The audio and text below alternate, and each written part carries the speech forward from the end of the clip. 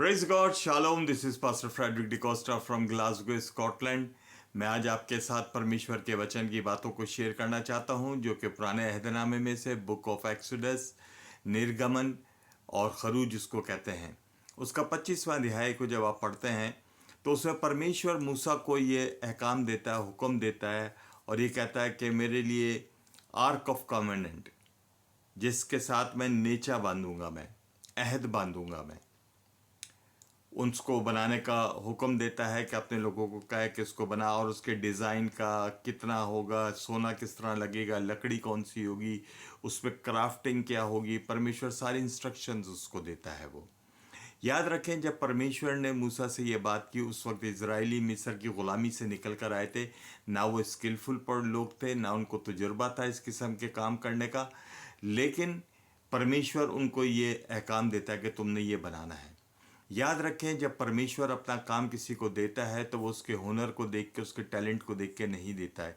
It is a grace of God. ये परमेश्वर का रहम और उसका फजल है कि जब वो आपको और मुझे अपने जलाल के लिए, अपने कामों के लिए, अपनी महिमा के लिए बुलाता है।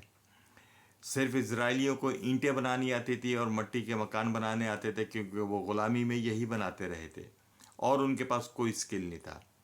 और उनको ये भी डर था, क्योंकि परमेश्वर ने कहा अगर सही नहीं बनेगा, जब मेरी इंस्ट्रक्शंस को फॉलो नहीं करोगे तो मैं तुम्हें मार दूंगा। मैं अब वो परमेश्वर की बात को रिसीव करते हैं और संजीदगी से उस पर अमल करना शुरू कर देते हैं, उस पर काम करना शुरू करते हैं। यहाँ पर मैं आपको बात बताता हूँ क्यों परमेश्वर ये कह रहा है। It's not only the ark of covenant, ये प्रेजेंस है। परमेश्वर ने कहा कि I will meet you there, जब तुम उसको बनाओगे मैं तुम्हें वहां पर मिलूंगा, वहां पर आके। So ark of covenant is not a box of wood covered by gold.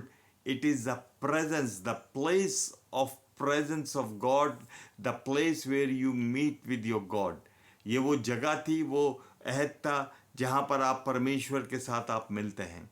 याद रखिएगा, इजरायली जो थी बड़ी बड़ी जंगों में अहद के संदूक को उठाकर वो आगे चलते थे ताकि परमेश्वर उनको जंगों को जिताए। याद रखिएगा कि अगर आपने अपनी जंग को जीतना है तो अहद के संदूक को अपने कंधों पर आपने उठाना है। That's commandments of God, that's the instructions from the Lord.